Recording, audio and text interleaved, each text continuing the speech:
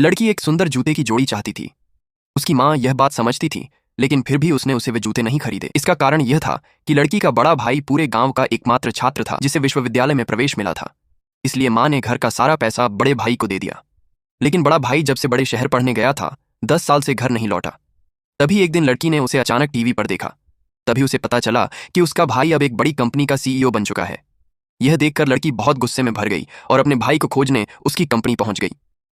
भाई उसे देखकर बहुत खुश हुआ, लेकिन जैसे ही वह उसे गले लगाने बढ़ा, लड़की ने उसे उसी क्षण जोरदार थप्पड़ मार दिया। लड़की ने जोर से पूछा कि उसने 10 साल तक परिवार से संपर्क क्यों नहीं किया। भाई कोई जवाब नहीं दे सका। असल में उसी साल उसके ग्रेजुएट होने पर एक बड़े उद्योगपति की बेटी ने उसकी प्रतिभा की सराहना की और उसे अपनी कंपनी में नई तकनीक विकसित करने के लिए ले आई।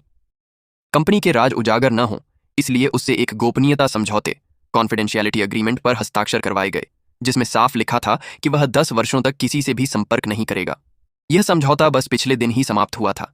जब भाई की असिस्टेंट ने देखा कि लड़की ने गलत समझा है, तो उसने लड़की को सारी बात समझाई। उसने यह भी बताया कि भाई के CEO बनते ही उसने सबसे पहले अपने गांव के विकास में निवेश किया।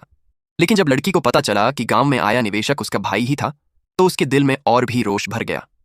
कुछ समय पहले भाई की कंपनी का कॉन्ट्रैक्टर गांव आया था और सभी ग्रामीणों से घर तोड़ने, डेमोलिशन के समझौते पर हस्ताक्षर करने को कहा था। लेकिन लड़की की मां ने मना कर दिया, क्योंकि उसे डर था कि अगर उनका घर गिरा दिया गया तो बेटा वापस आकर घर का रास्ता भी नहीं ढूंढ पाएगा। गांव वालों ने सोचा कि माँ बेटी ही गांव की तरक्की में बाधा बन रही हैं, इसलिए वे उन्हें हर जगह तंग करने लगे। धीरे धीरे तिरस्कार के कारण लड़की की माँ बीमार होकर अस्पताल में भर्ती हो गई।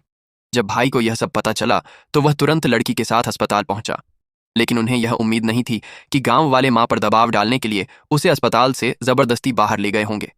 लड़की को लौटते देख वे सब तुरंत भाग गए।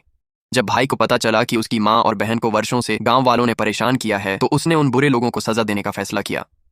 जल्द ही वह उन गांव वालों तक पहुंचा और उनसे माँ बहन से माफी मांगने को कहा। लेकिन गांव वाले यह नहीं जानते थे कि वह कौन है। उल्टे उन्होंने उसे ही उल्टा सीधा कहकर मजाक उड़ाया और ढीठपन से बोले कि कॉन्ट्रैक्टर उनका दोस्त है।